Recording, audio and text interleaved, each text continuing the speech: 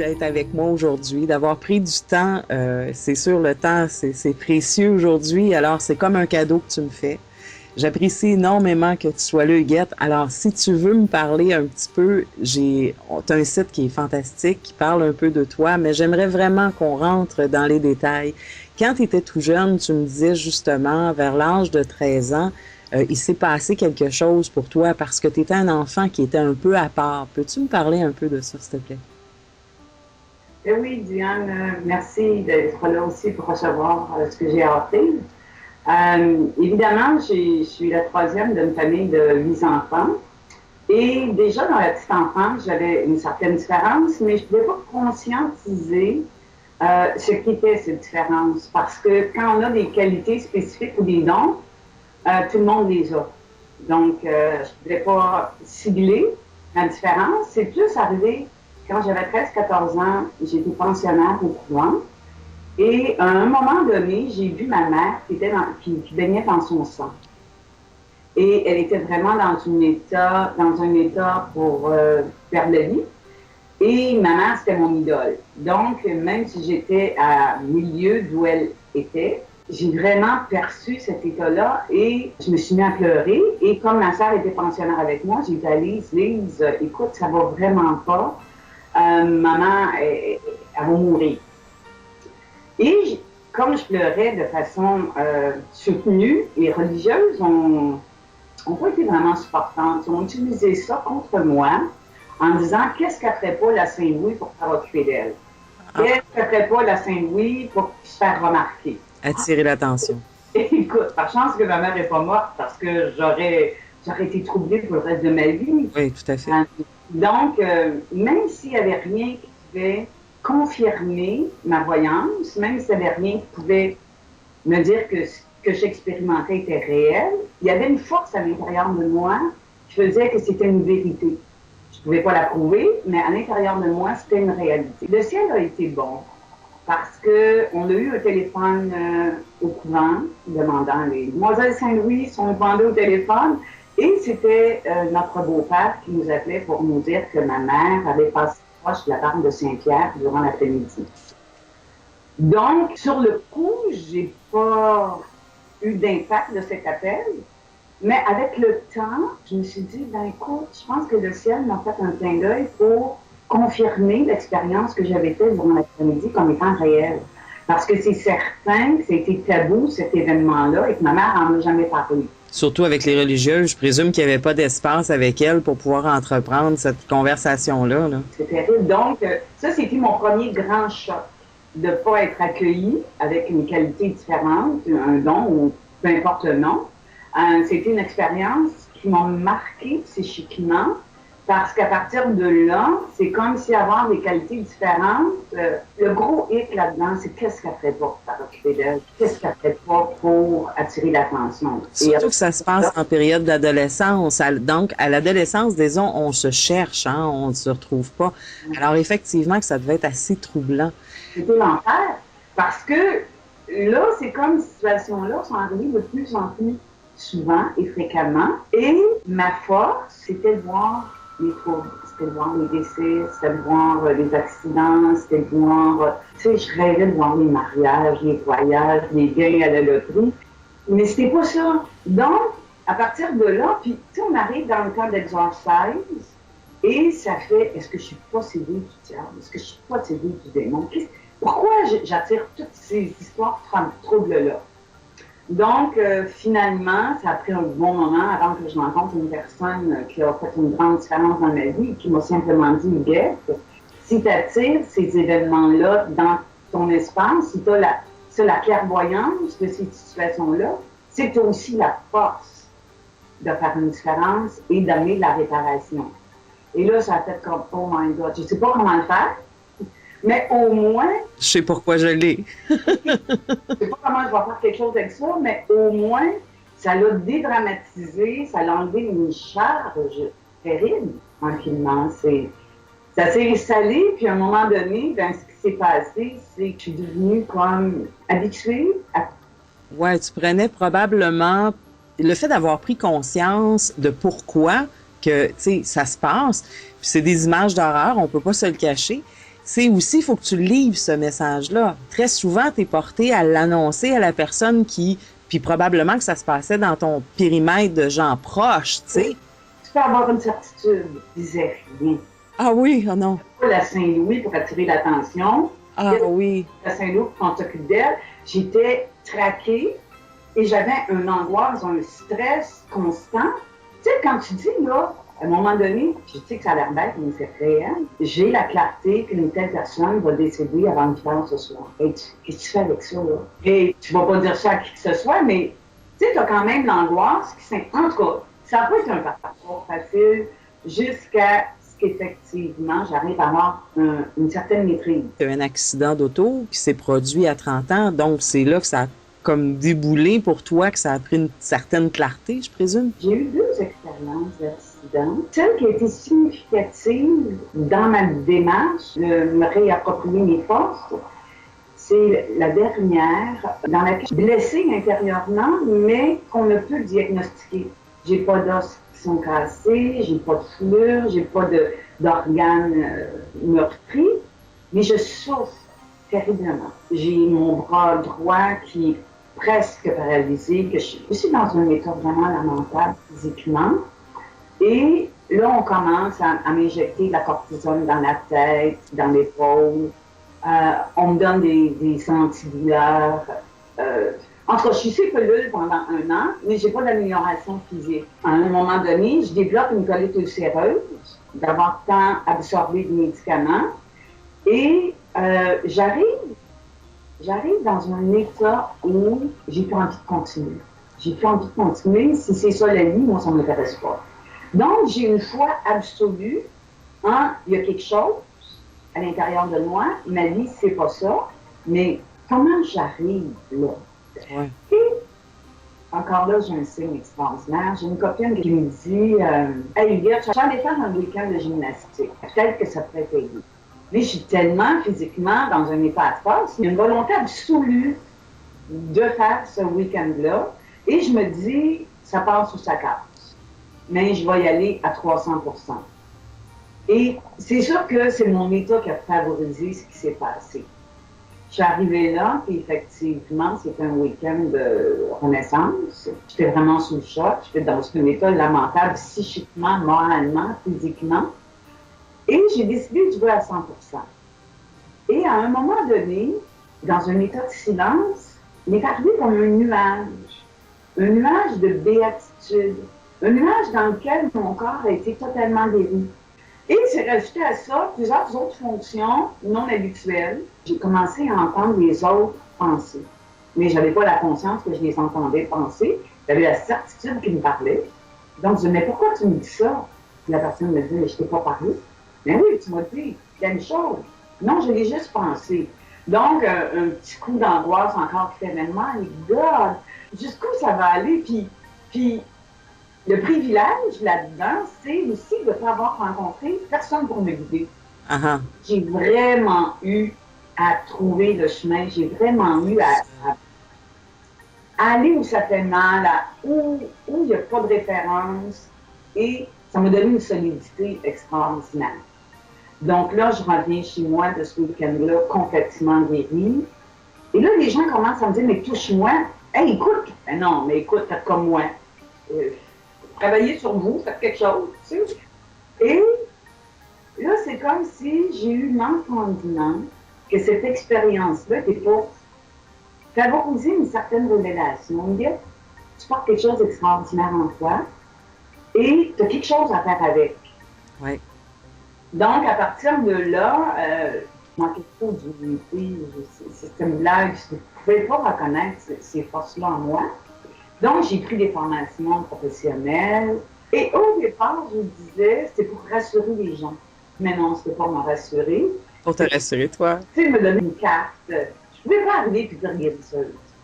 Et puis, à un moment donné, j'ai fait l'expérience à l'intérieur de moi de d'autres temps où j'avais manifesté ces forces-là. Et j'ai rencontré des temps où j'ai utilisé ces forces-là de façon malhabile, Et j'ai aussi rencontré des temps où j'ai utilisé ces forces-là avec mon cœur, et de voir la différence que je commettais dans la vie des gens. Oui, tout à fait, parce que tu dois faire une grosse différence dans la vie des gens. La différence, elle est là. Quand tu es rempli de douleur, que tu es non fonctionnel dans ta vie, tu n'en as plus de vie. Tu sais, il y a une énorme différence entre avoir une vie de qualité et une qualité de vie. Mais si tu as de l'argent, mais tu n'as plus de qualité de vie parce que tu n'as pas de santé, que la médecine traditionnelle ne peut absolument rien faire pour nous. Alors, il y a des gens qui sont quand même jeunes qui subissent ce genre de diagnostic. Et oui, effectivement, tu dois apporter une énorme différence dans ces gens-là, pour ces gens-là. Et justement, c'est ce qui m'amène à pouvoir t'amener à me parler tes consultations. Parce que tu as pris conscience, tu as maîtrisé ta formation maintenant, tu as vraiment accepté pleinement que tu étais guérisseuse.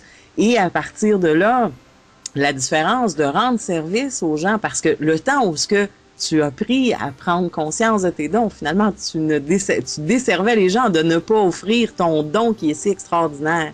Maintenant, dans tes consultations, parle-moi comment que ça fonctionne. Mettons, je suis malade, ça va pas bien.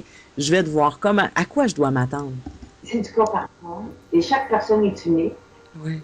Même s'il les sent, il n'y a pas une personne qui est en état psychique ou physique ou mental qui n'a pas le même but. Tout le monde veut être bien. Et c'est pas nécessaire d'avoir des douleurs physiques pour me rencontrer ou rencontrer. C'est vrai parce que tu touches aussi aux douleurs psychiques de la personne, oui, qui causent, évidemment, on le dit des fois, les mots M-O-T amènent souvent les mots M-A-U-X. Absolument. Mon privilège, ma force, disons ma couleur, c'est que j'ai la capacité de voir en l'autre les histoires traumatiques qui maintiennent l'état. Oh, wow! Exemple, à un moment donné, j'ai une thérapeute qui vient me voir, puis elle faisait de l'agoraphobie. Bon, c'est certain qu'elle avait fait un travail sur elle, elle s'est améliorée, son agoraphobie est encore là, mais beaucoup plus maîtrisée. Et quand j'ai commencé à faire le travail sur elle, ce que j'ai vu, c'est au temps fétal, sa mère avait voulu s'avorter. Et je voyais le fœtus dans l'état de peur, dans l'état d'être menacé, dans l'état de on veut me tuer. J'ai pas dit ça à la personne, mais j'ai fait le travail c'est des guérisons au niveau de l'esprit, mais quand j'ai terminé avec cette personne-là, je lui ai simplement dit, ben, ta mère était vraiment pas bien durant sa grossesse. Puis sa réponse a été, mais c'est pour ça que j'ai été adoptée. Donc, c'était très évident, connaissant pas son histoire, que tout part en quelque part d'un état qu'on ne sait pas. Non, parce que effectivement, ça peut être une prise de décision par la mère au niveau fœtal. Et donc, on traîne cette histoire inconsciente. Être agoraphobe quand on départ, mais c'est sûr qu'il y avait une entente préalable de cette situation-là avant l'incarnation. Mais c'est sûr que de vivre cette expérience-là au niveau fœtal marque une vie. Oui, tout à fait. Et quand même, tu vois des médecins, quand même, tu vois des psychologues, ils ne peuvent pas toucher cette vérité-là pour expérimenter. Ils n'ont pas cette capacité, cette qualité, ce don, quelque chose comme ça. Ils l'ont pas, ils ne peuvent pas aller toucher ça. Moi, je donne beaucoup de consultations à distance. Je ne rencontre pas les gens, je ne les touche pas, mais comme on est énergie, exact. c'est un état d'unité qui s'installe. Et c'est sûr que le corps, c'est un état d'énergie densifié. Mais au-delà de ça, quand les gens me disent « travailles-tu avec l'énergie », mais on n'est que ça. Densifié ou non, on n'est que ça, l'énergie. Donc, effectivement, je travaille avec l'énergie. Et tous, consciemment ou inconsciemment, travaillent avec l'énergie. Donc, à partir de là, c'est sûr que peu importe que ce soit des gens en France, que ce soit des gens n'importe où qui m'ont rejoint, comment ça se passe, je ne sais pas dire, mais ça se passe. Ben, de toute façon, c'est pas une connaissance au niveau de la science établie par recherche et tout ça. Alors, c'est pourquoi que ça devient plutôt tout ce qui est médiumnité ou encore de la voyance. C'est pas encore quelque chose qui est tangible. Par contre, on peut voir les résultats. Et ça, c'est un phénomène très physique, très présent. Et effectivement, on est tous, des atomes et des neutrons, des protons. Alors, évidemment, on a un champ magnétique autour de nous étant sur la planète. Et cette énergie, c'est celle-là que tu vas aller travailler de sorte à guérir les blessures psychiques, mentales, qui vont se répercuter aussi dans le monde matérialisé, qui est le corps humain. On va jouer dans l'intangible pour le ramener dans le tangible. Et ce qui est clair aussi pour moi, c'est que les maux physiques, la guérison, ce n'est pas de ne plus avoir mal non plus. Tu vois, c'est une conséquence d'un travail de guérison. La conséquence d'un travail dans l'énergie, c'est de ne plus avoir mal. Mais pour ne plus avoir mal, et que ça ne revienne pas, surtout, parce que, tu vois, il y a des gens qui se font amputer une jambe et qui ont mal à la jambe, à l'énergie de la jambe. Tu sais, c'est concret, c'est réel. Ouais.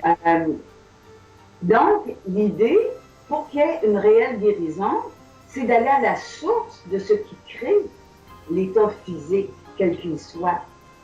Tu vois? Et à partir de là, il y a réelle guérison. Tu sais, pour moi, enlever un mal de tête, c'est pas une guérison. C'est réellement pas une guérison. C'est une aspirine, c'est la même chose. Oui, ou une très bonne respiration. Exact, exact. Tu vois? Donc, en quelque part, pour moi, la guérison, c'est définitivement d'atteindre un état de liberté des émotions qu'on porte en soi. Et ne pas le faire, on peut trouver une solution scientifique ou chimique qui va faire qu'on n'a plus de mal. Mais comme l'énergie a un but, c'est la liberté, c'est être total, c'est être complet, c'est être divin. Divin veut dire libre, heureux, dans l'abondance, dans l'expansion. L'énergie, ce qu'on est, c'est ça le propos de notre incarnation. Exact. Consciemment ou inconsciemment, c'est ça le but. Donc, si on ne va pas à la source de ce qui maintient un état physique limitant et qu'on le répare par une opération, une chirurgie, des médicaments, l'énergie va trouver un autre moyen et va nous rattraper. Donc, fondamentalement, l'essence, c'est pour arriver à la guérison par un travail de liberté sur soi, à mon sens. Oui, oui, ça se tient. Pour moi, ça a beaucoup de sens. Ça prend tout son sens. Parce que l'exemple, justement, de l'amputation amène dans l'état scientifique parce qu'on rencontre souvent ces gens-là qui ont des douleurs, même si les membres sont complètement amputés. Le problème a été médicalement amené, mais la douleur reste là. Combien de gens ont eu des accidents de travail que la science, la médecine nous dit on peut rien faire pour toi parce que tout va bien. Mais finalement, ils éprouvent des douleurs pareilles. La dépression, on entend de plus en plus parler, les fameux burn-out et tout ça. Mais encore là, il y a une réelle source à ça. Et la science d'aujourd'hui, malheureusement, ne peut pas faire grand-chose. Et beaucoup, beaucoup de gens souffrent. Ces gens qui auraient besoin de cette liberté, de se sentir serein, hein, parce que c'est ce que t'amène, la sérénité, l'amour et cet état de liberté. Ils peuvent communiquer avec toi directement sur ton site, ta page fan de Facebook, c'est bien ça aussi? Mon site web, par la page Facebook aussi, oui. Tu as un numéro de téléphone qui est mentionné, donc la personne prend rendez-vous avec toi, c'est bien ça? L'idéal, c'est plus les appels téléphoniques. C'est plus facile, par un appel téléphonique, de savoir si je suis la personne appropriée et si je corresponds aux besoins, à la requête. Et puis moi aussi, de voir si la personne, c'est vraiment ce qu'elle veut. Tu vois? Donc là, c'est du contact direct et c'est beaucoup plus concis, c'est beaucoup plus clair et satisfaisant. J'aimerais juste qu'on fasse un survol rapide sur qu'est-ce que c'est pour toi la maladie? Oh, wow! Oui, qu'est-ce que c'est? Parce que, tu sais, on a toute une définition, on a toute une perception de ce que c'est la maladie. Mais toi, pour toi, c'est quoi, en tant que guérisseuse? Mon expérience, OK? Si j'y vais avec toutes les personnes que j'ai rencontrées, la maladie, c'est l'expression du corps émotionnel. C'est l'expression de ce que les gens ont engrammé depuis le temps fœtal. Donc, la maladie, au départ, c'est une énergie qui est encore fluide, plus ou moins, parce qu'il y en a qui arrivent carrément malades, là. Mais si on parle de quelqu'un qui arrive dans un état physique, que ce soit un accident d'auto, que ce soit n'importe quel état difficile, c'est un état de maladie pour moi, OK? Psychique ou physique, ce qu'on a engrammé inconsciemment. Et c'est ce qu'on a engrammé inconsciemment qui mènent notre vie de toute façon, qui nous amènent au mur qu'on doit rencontrer, qui nous amènent devant l'auto qui va nous bousculer, Donc, pour moi, la maladie, c'est un comportement inconscient, automatique, qui fait qu'on tourne toujours dans les mêmes séquences. Moi, je vais faire un travail, je vais travailler au niveau des pensées et je vais toucher quelque chose qui n'est pas encore diagnosticable. Et ça, il y a beaucoup de gens qui consultent et qui se font traiter d'un peu anormal parce qu'il n'y a rien de diagnosticable, il n'y a rien qui se voit sur les radiographies. Donc, ça se peut pas que la personne ait mal. C'est dans leur tête. Mais c'est réel. Faire un travail, et puis je vais arriver dans un espace où, regardons, il y a vraiment comme une tendinite, une bursite qui est en train de se densifier, mais elle n'est pas encore assez densifiée pour être diagnosticable. Donc, l'énergie est encore assez fluide. Donc, le privilège aussi, c'est qu'on peut réparer des choses qui ne sont pas encore vraiment incarnées, densifiées dans le corps. Parce qu'il y a plusieurs corps dans lesquels on peut travailler. Donc, ça aussi, encore là, je vais trouver la source de l'histoire qui est après se confirmer, se densifier. La source de l'histoire va toujours être émotionnelle. Jusqu'à maintenant, j'ai rien rencontré d'autre. C'est vraiment un comportement émotionnel. Exemple, quelqu'un qui vit dans une colère extrême pendant 10 ans, 15 ans, va développer quelque chose en conséquence. Tu vois, dans son corps. Quelqu'un qui est dans l'insécurité pendant 10 ans, 15 ans, va développer quelque chose qui va s'installer dans son corps. Et quand je fais l'exercice de voir, l'histoire m'arrive. Les histoires arrivent naturellement. Et je demande à la personne de ne pas me raconter sa vie. Parce que, automatiquement, les gens ont une tendance à embellir, à ne pas tout dire. Le corps, lui... Il n'y a pas d'image. Le corps, il est. Le corps, c'est authentique. Il n'y a pas rien de laid, il n'y a pas rien... C'est naturel. C'est tout à fait authentique. Donc, les histoires qui arrivent du corps, de la personne, ils ne sont pas trafiqués par l'ego, le mental, par le manque de confiance. C'est de toute beauté. Donc, j'arrive naturellement dans cet espace qu'on transforme et puis bravo. Et encore là, moi, Diane, il y a quelque chose que je voudrais amener, c'est combien de rencontres ça fait. Oui. Lors d'une consultation, que ce soit à distance, par Skype ou par téléphone, l'énergie que je mets en mouvement est réelle. Il y a des gens qui ont des guérisons spontanées. C'est pas les réalisations les plus profondes. Parce que pour eux, une guérison spontanée, c'est j'ai plus mal. Mais je reviens toujours à dire j'ai plus mal. Ça ne veut pas dire que la guérison est installée. Donc, c'est sûr que c'est du cas par cas. C'est sûr que ça dépend de la volonté de la personne. Qu'est-ce qu'elle veut? Si elle veut juste me faire avoir mal, c'est possible qu'une, 2 ou 3 rencontres soient totalement suffisantes. Faire un travail de guérison, à mon sens, c'est l'histoire de nos vies. La guérison, c'est à chaque instant. Ça ne veut pas dire d'être en consultation 7 jours par semaine, 24 heures par jour. C'est pas ça ce que je dis. Ce que je dis, c'est d'utiliser l'énergie qu'on met en mouvement constamment. Oui, tout à fait. Ça maintient quelque chose d'installé. De toute façon, avec l'évolution de la personne, tout bouge, hein? Et à ce moment-là, on a des impacts extérieurs qui nous percutent. On vit des choses, on vit des émotions. Et étant donné que tu vis aussi beaucoup avec les gens évidemment dans la sphère causale et dans la sphère émotionnelle, ils sont impactés par les gens qui sont autour. Alors oui, c'est très cohérent le fait de dire, oui, je me sens mieux, mais non, je suis pas nécessairement guérie, je suis en absence de maladie. Alors, on va consulter notre médecin, une médecine traditionnelle, minimum 1 fois par année, et encore là, il n'arrive pas à nous guérir dans nos problèmes. Alors, de la prévention, on en fait régulièrement. Alors, c'est comme inclure une nutritionniste, une guérisseuse. Pour moi, c'est tout à fait normal. Ça prend tout son sens parce qu'effectivement, dans le monde émotionnel, on est appelé à tous les jours à passer par-dessus des obstacles, des choses. Tout ou tard, il faut que cette énergie émotionnelle ressorte.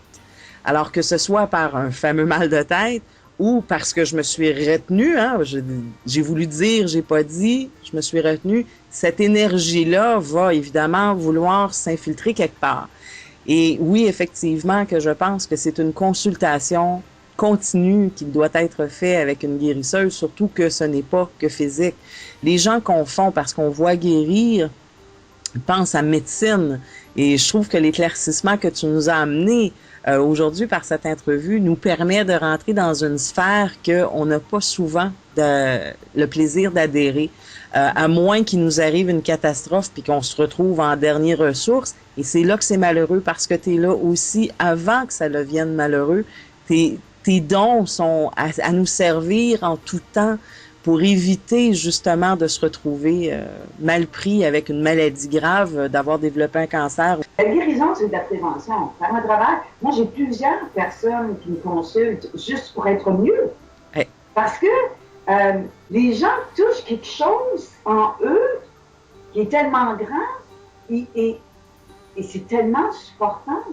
Tu sais, moi, j'ai des gens, après une consultation, qui me disent « J'ai fait une expérience extraordinaire, j'ai flyé. » Puis je dis, mais peut-être que pour la première fois de ta vie, tu es en contact avec toi. C'est peut-être la seule expérience que tu as de toi. Et c'est tellement grand, c'est tellement beau, que tu ne peux pas t'identifier à ça. Tu flyes dans ta vie. Mais là, tu as fait une expérience directe de toi. Et c'est beau.